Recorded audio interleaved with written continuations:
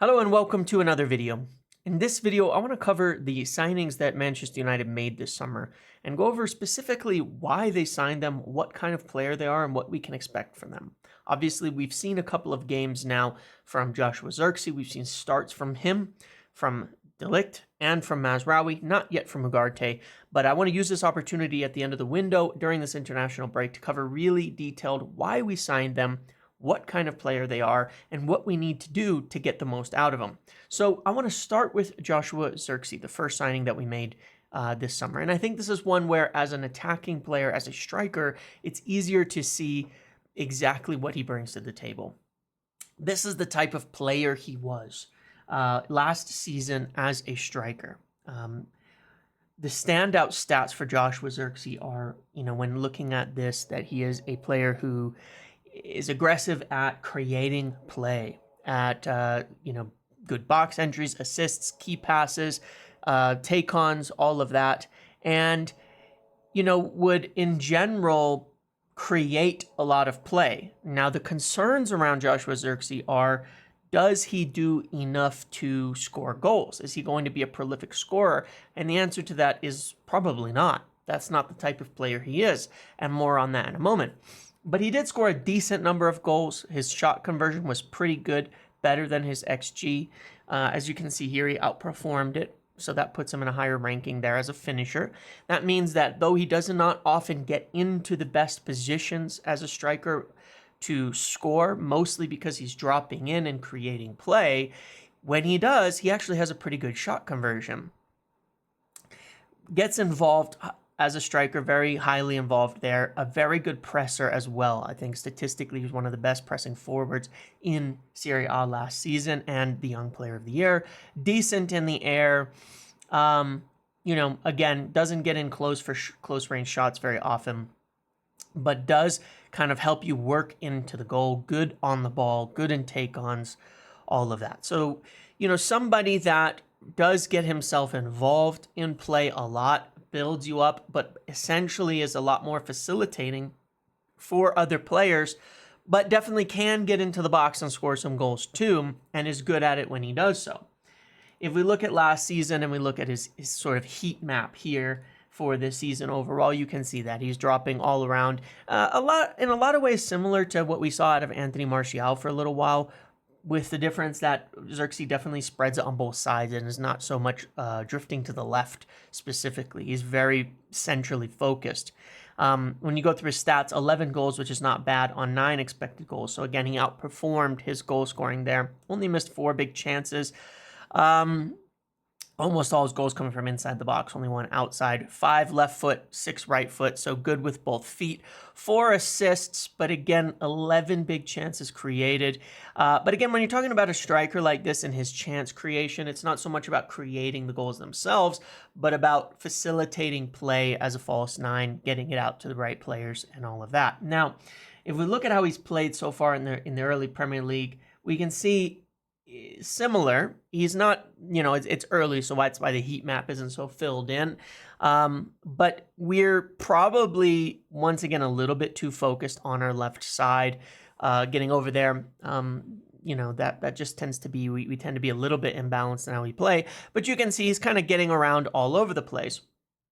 And especially against Liverpool, I thought that he did pretty well, actually, in his positioning of staying centrally, of getting around, of facilitating play, of getting involved, even though not everything was exactly coming off. And he had actually accumulated nearly an entire expected goal. The 2 headers that he missed, big chances missed, he only missed 4 all last season. He's already missed 2 this year in the same game. Just unfortunate. The execution wasn't there, but the idea was. Now, that being said, we saw that in the first game he would drop in, get into the box, and score. And so the positive that I take away is not only for his start, that he is a player who has already managed to have kind of quell some of the concerns of the striker instincts about actually getting into the box, getting to the goals. He got there in the first game. He got there twice against Liverpool. That's good for him. He's gotten himself in good scoring chances 3 times now already in the minutes that he's played, which is only 150 or so. And that's a good sign. That's something that, I would have said, yeah, concerns would be, is he going to get in the box enough to help us spread the goal scoring around, or is it always going to have to rely on the wingers and Bruno Fernandes to score? But he did get in the box well and position himself well. So I think that even though the execution wasn't there against Liverpool, what we've seen so far, I'm very positive about Joshua Zirkzee and how he wants to play. Now, that being said, the biggest concern that I do have is when you're taking a player like him, as he described himself, a 9.5 as a striker, that United need to play properly to get the most out of him. One of the things that we've done that isn't very successful and was exploited by Liverpool, but also has contributed to our poor attack, is keeping our wingers far too wide. When you have a striker like Joshua Zirkzee as a false nine, you want these wingers, Garnacho and Rashford, inverting quite a bit more and getting into more of the central areas behind him, almost making a 2. So when he drops in, they come inside. It puts pressure on the back line as you drag a center back away with Zirkzee dropping away, and then you have 2 against 1 on the central center back, forcing fullbacks to come in, allowing you to make overloads in wide areas with fullbacks and all the dynamics that go into it. This is something that I think we've struggled with recently, as our wingers in the last year have gotten wider and wider and sat on the touch more and more, and they're not scoring. And Rashford had some creation in that game, creating the 2 chances from him, 0.59 expected assists. But they're very far from goal. In fact, Rashford's so far from goal these days, he doesn't even have a shot this season. So yeah, you'd want to see that improve. In when we looked at the chances we created against Fulham and against Brighton, they came in very central areas. With the wingers running beyond the false nine and cutting close and in towards the goal. So we need to see that more when Zirkzee is playing. We want to see the wingers get narrower in order to, be runners beyond him in a more central direction. And I think that will get us a lot better out of his strong suits. Now, again, I'm encouraged that he's already got himself into a good position of accumulating potential goals and has scored once. But if we want to play into his best strong suits as a footballer, where he is the most talented, then we need to help him facilitate play as a striker. And that means getting runners beyond him and into more central areas. So that's one thing I hope we adjust if he's going to continue to start. He offers a very different profile to Rasmus Højlund in that respect, where Rasmus Højlund is more of a runner. So you could even play them together. And that would probably be a good plan at some point.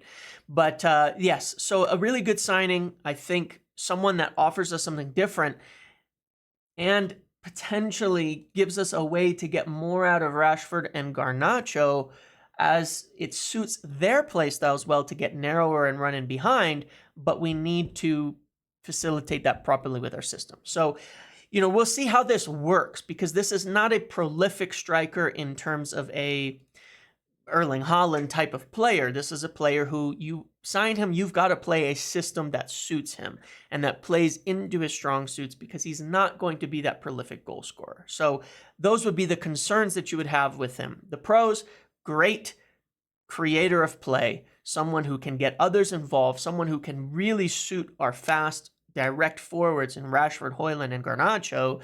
Not to say he can't play with Ahmad as well, and someone who can also suit Bruno Fernandes running in behind. Those team dynamics are there. The cons are, without the right system set up around him to play into the strengths and to get those runners beyond him, he could seem like a striker who drifts in and out of the game and it fails to make much of an impact. We saw that with Tony Martial at times when we failed to have the right setup around him, but when it worked, it was really good. So the system has to be right for him, because he's a particular type of player, and that would be the concern. So overall, I give this a 7 out of 10, but it could be probably for the fee, for the fee, 45 million, for the talent that's there, this could be on potential a 9 out of 10 signing at this point in time. In terms of this season, I think it's a 7 out of 10, because it's not going to solve all our problems on its own, but if we play the right system, then potentially it's a key cog that will move us towards a very elite, dynamic, and more patterned chance creation way of playing. So on the potential, I would give it a 9.